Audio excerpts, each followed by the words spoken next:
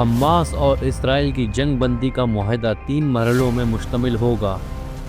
پہلا مرحلہ 6 ہفتوں پر مشتمل ہوگا، جس میں حماس اسرائیلی عورتوں، بچوں اور 50 سال سے زیادہ 33 اسرائیلی کو رہا کرے گا۔ اسرائیل بدلے میں 7 اکتوبر کے بعد قیدی 1000 فلسطینی اور اس سے زیادہ فلسطینی کو رہا کرے گا۔ اسرائیلی فوج آبادی والے علاقے سے نکل کر بارڈر کے اندر 700 میٹر کے اندر منتقل ہوگی۔ مصر کراسنگ کو 7 روز کے لیے کھولا جائے گا۔ شمالی غزہ میں سویلین کی واپسی ہوگی اور روزانہ 600 امدادی ٹرک آ سکیں گے۔ زخمی فلسطینی کو علاج کے لیے غزہ چھوڑنے کی اجازت ہوگی۔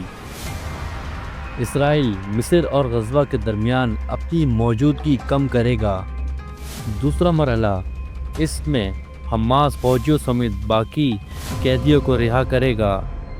معاہدے کے عمل پر 50 روز بعد اسرائیل فلسطین غزہ کو مکمل خالی کر دے گا۔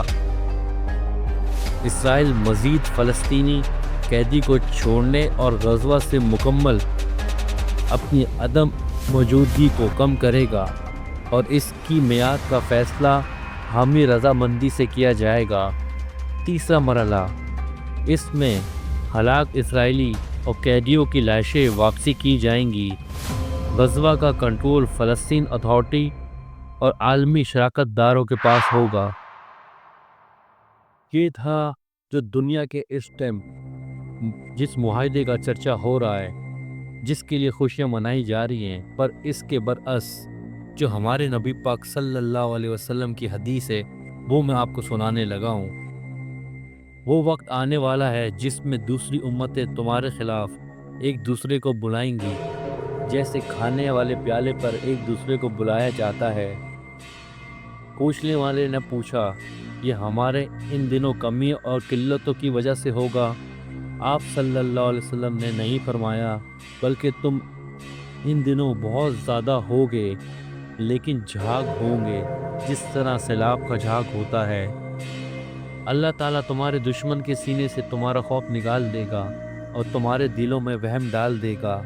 پوچھنے والے نے پوچھا، وہم سے کیا مراد؟ آپ صلی اللہ علیہ وسلم نے فرمایا، تمہارے سینوں میں دنیا کی محبت ڈال دے گا۔ میری امت کا ایک طبقہ ہمیشہ سچ کے لیے کھڑا رہے گا۔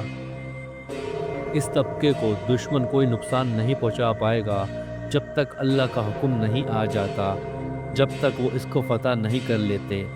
ایک اور حدیث میں آتا ہے، میری امت کا ایک طبقہ قیامت تک سچائی کی حفاظت کے لیے لڑتا رہے گا۔ آپ سے پوچھا گیا، وہ لوگ کہاں ہوں گے؟ آپ صلی اللہ علیہ وسلم نے فرمایا، یروشلم کے اندر اور یروشلم کے آس پاس۔